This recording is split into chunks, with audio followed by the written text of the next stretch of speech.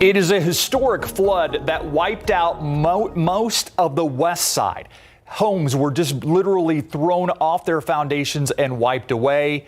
It was a confluence of things, a lot of rain with the San Antonio River, the San Pedro Creek, Alizon Apache Creek as well, all coming together and creating this massive flood in 1921. As a matter of fact, the anniversary is next week.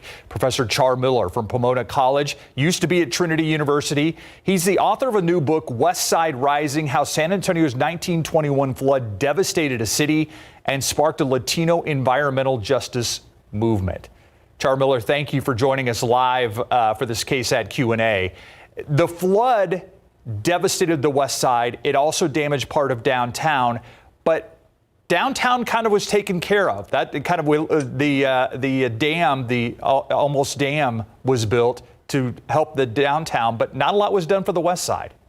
That's right, and that's a central part to the story. And frankly, when I lived in San Antonio for many years, I was always puzzled by the dam. First of all, it's this monstrous object, but I knew that the west side, which had been devastated by the flood, had no such structure. And geologically, there are reasons for that.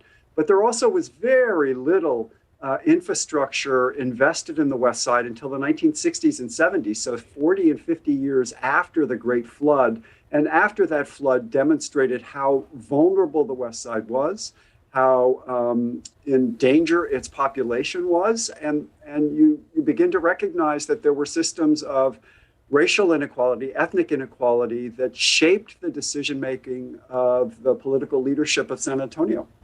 Your book also talks about how the narrative of what really happened was shaped by some of those same city leaders in terms of not necessarily painting the most accurate picture of the toll that the west side endured during this flood.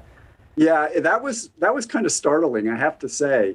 The willingness to downplay the number of people who died by only counting those bodies that they were able to find, when every public official also indicated, at least privately and in other ways, that they knew full well there was way more than 51 people who died.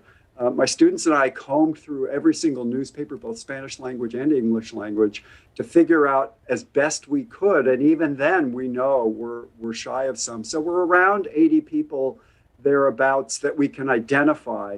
But as the police chief said, in San Antonio, like in Austin and San Marcos and New Braunfels and elsewhere throughout Central Texas that got whacked by this storm, they anticipated hundreds of people that they could not find. Yeah, there you see dozens of homes washed away, right, is what the picture that we're showing right now. It's estimated that more than 200 people died in this flood in 1921.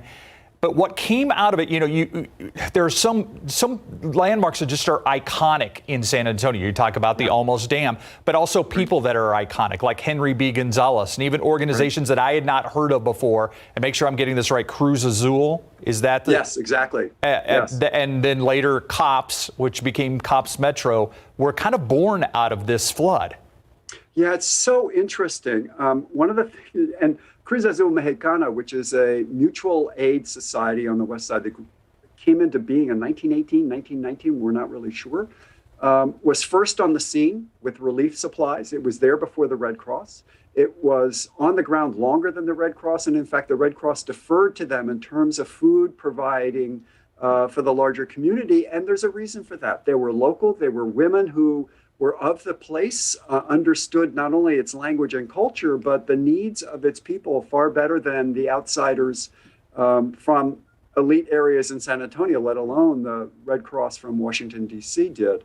So it struck me as I was reading their stories that this is actually a huge story. It's not just about a flood that victimized people.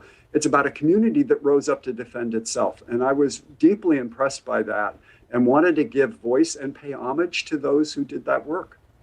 And that's what I wanted to ask you. Your book out now, but why is now the time to tell this story? And why do you think that this is a story that we all need to know 100 years later?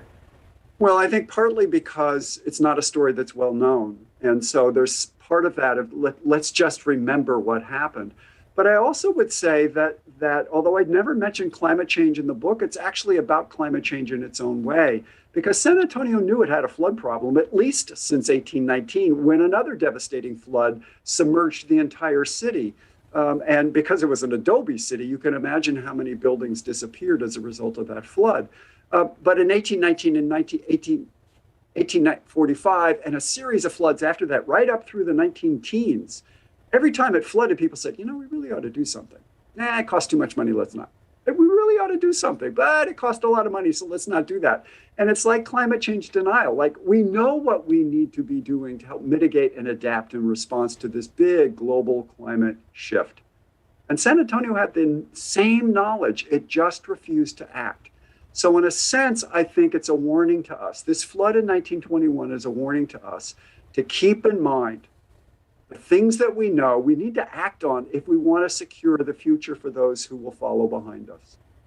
Lessons today, and a lot of the spirit that is still alive on the West Side also out of this particular moment in time. I saw Henry Cisneros wrote a very nice review about it in the San Antonio Report. It's getting very good reviews throughout. I find it fascinating just because it is such a San Antonio-centric story and historic relevance even today, like you said. Professor Char Miller, thank you so much for your time. Thank you both so much, and have a wonderful weekend. You as well. We'll be right back.